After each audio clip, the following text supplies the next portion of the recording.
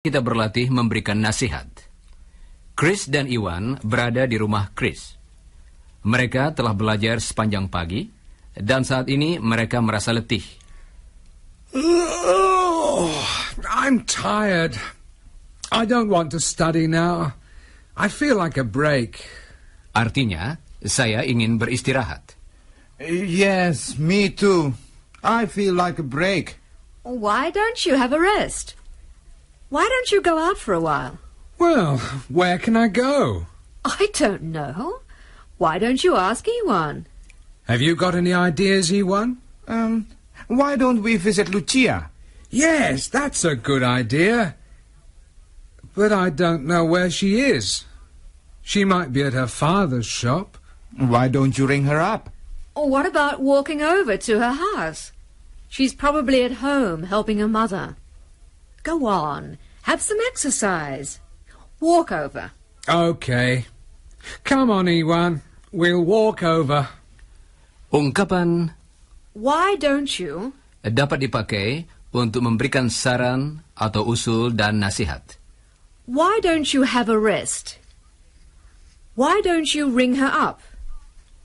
Why don't you ask Iwan? Why don't you walk over? Coba dengarkan beberapa contoh lagi. I'm thirsty. Well, why don't you have a drink? I'm hungry. Why don't you have something to eat? I'm tired. Why don't you have a rest? I'm hot. Why don't you have a swim? I've got a toothache. Why don't you go to the dentist? I've got a stomachache. Why don't you go to the doctor? Coba ucapkan ungkapan-ungkapan tadi sesudah Chris. Siap, saudara-saudara? Why don't you have something to drink? Why don't you have something to eat? Why don't you have a rest? Why don't you have a swim? Why don't you go to the dentist? Baiklah. Sekarang, dapatkah saudara memberikan tanggapan seperti tadi kalau ada seseorang yang mengatakan sesuatu? I'm thirsty. Apakah tadi saudara mengatakan, Why don't you have a drink? nah, coba saudara lakukan latihan berikut seperti tadi. Dan jangan lupa mengulangi tanggapan yang betul sesudah Chris. Siap? I'm tired. Why don't you have a rest? I'm hungry. Why don't you have something to eat? I've got a toothache.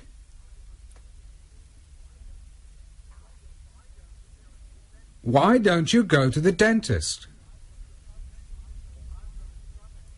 I've got a stomachache. Why don't you go to the doctor?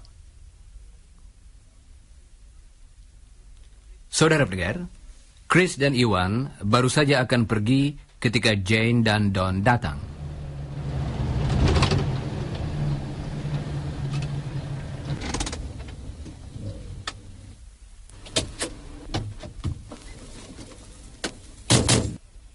Hi, Chris. Hello, Iwan. Hello. Hello, you two. Come inside and see Mum. Sesudah masuk ke dalam rumah, Don mengatakan dia bersama Jane akan berjalan-jalan naik mobil dan mengajak Chris dan Iwan untuk ikut. I'd love to go. What about you, Iwan? Yes, I'd like to go out. What about Lucia? You were going to see her, weren't you? Yes, we were. Well, why don't we take her too? Sure. We've got enough room in the car. Coba dengarkan suatu ungkapan baru yang berarti sebaiknya kamu. You'd better. You'd better go and see Lucia. Kalau diucapkan dengan perlahan-lahan, You had better. dan dalam percakapan sehari-hari diucapkan You'd better. You'd better. Coba dengarkan beberapa contoh lagi dalam percakapan berikut. Dan perhatikan khususnya bunyi deh dalam ungkapan tadi. You'd better go round and see Lucia, Chris. Ask her if she wants to go. Okay. Jadi ungkapannya ialah Had better. Better. You'd better. Sekarang, coba saudara ulangi kalimat-kalimat berikut sesudah Margaret. Siap? You'd better ring up. You'd better go and see Lucia. You'd better invite her. You'd better bring some food. You'd better bring something to drink. You'd better hurry up. Tentu saja, kita dapat juga memberi nasihat pada diri sendiri. Jadi, dalam percakapan antara Margaret, Chris, dan Jane tadi, kita mendengar I'd better prepare some lunch. artinya, sebaiknya saya menyiapkan makan siang. I'd better prepare some lunch. I'd better help you. Chris baru saja menelpon Lucia. Lucia said she'd like to come. Great. Chris, why don't you and I go and pick Lucia up in the car? And when we come back here, everyone will be ready. Fine. That's a good idea. Ewan, you'd better come too. Jane can help her mother. Okay, let's go. You'd better be quick. The food will be ready soon.